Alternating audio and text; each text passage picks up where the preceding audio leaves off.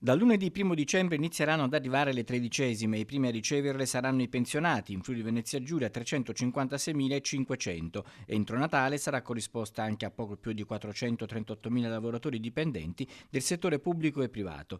Nella nostra regione complessivamente verrà pagata quasi 795.000 tra lavoratori e pensionati. Al lordo delle imposte, l'INPS, le amministrazioni pubbliche e i datori di lavoro presenti nella nostra regione, per onorare il pagamento delle tredicesime, dovranno sborsare circa 1,4 miliardi di euro. Al netto delle imposte, nelle tasche dei beneficiari nel Friuli Venezia Giulia arriveranno poco più di 1 miliardo di euro. Ora, con 1 miliardo in più a disposizione, speriamo che almeno sotto le feste i consumi delle famiglie del Friuli Venezia Giulia tornino ad aumentare.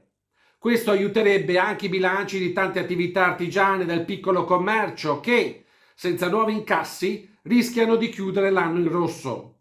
La desertificazione dei negozi di vicinato che ha colpito molte città negli ultimi anni è purtroppo riconducibile anche al crollo della spesa delle famiglie, che è sempre più concentrata per pagare cibo, bollette e mutui.